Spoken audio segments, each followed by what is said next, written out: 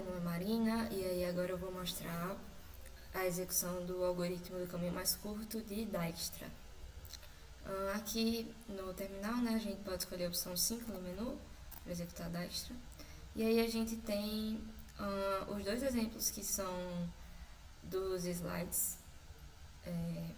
Esse exemplo aqui e o próximo, que é esse outro grafo aqui. Se você for olhar, você vai ver que as tabelas foram iguais ao 0, 2, 4, 4, 6, 7 e 11.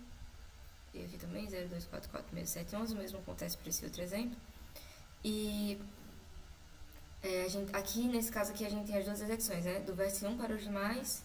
E aqui a gente também tem menor distância do vértice 2 para o vértice 7, que é 9, conforme está lá no slide também.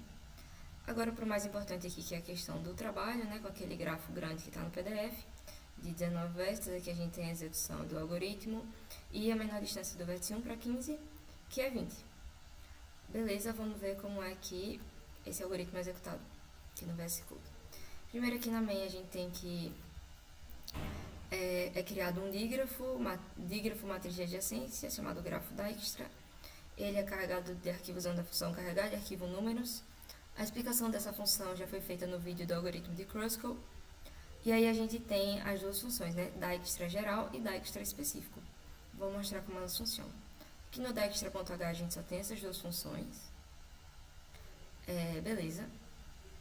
E aí vamos lá, vamos começar pelo Dijkstra geral. A gente vai ter uma matriz de adjacência e um vértice inicial, que no caso a gente começa pelo vértice 0. E aí a gente vai começar criando três listas, três vetores, né, de inteiros, que são a lista de distância, de predecessor e de visitado para cada vértice. A gente começa a lista de predecessor todos como -1, a de distância a gente coloca infinitos, que a gente definiu na classe grafo, e o visitado todo são 0. A gente vai pegar o vértice inicial, definir ele como visitado e a distância dele para ele mesmo é 0, né?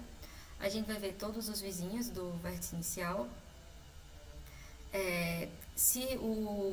Se for um vizinho, né, a gente vai percorrer a matriz. Se for um vizinho, então coloca o predecessor dele como sendo o vértice inicial e a distância desse vizinho como sendo a distância dele para o vértice inicial.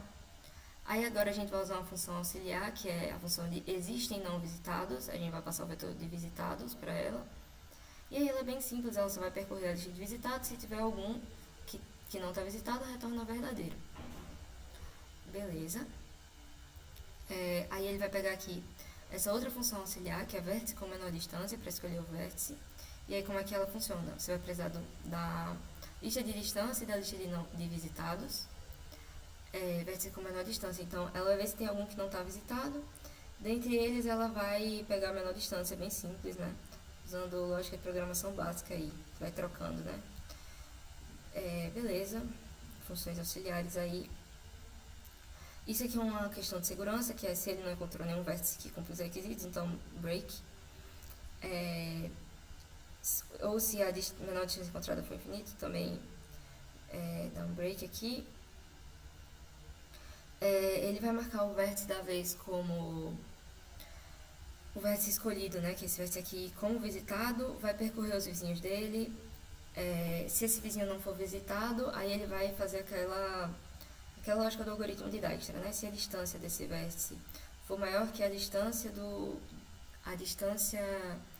vértice que a gente escolheu lá no início do loop, mais a distância entre esse vértice I e o vértice, então troque a distância e defina o predecessor do vértice I, que é o vizinho, como sendo o vértice em questão.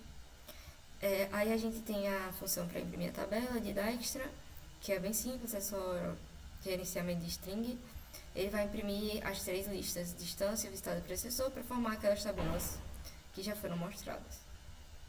E aí a diferença entre o Dijkstra geral e o Dijkstra específico é que o Dijkstra específico começa do vértice inicial, mas ele não precisa que todos os vértices sejam visitados. Ele vai parar quando o vértice final for visitado, né? O vértice final que é definido na função.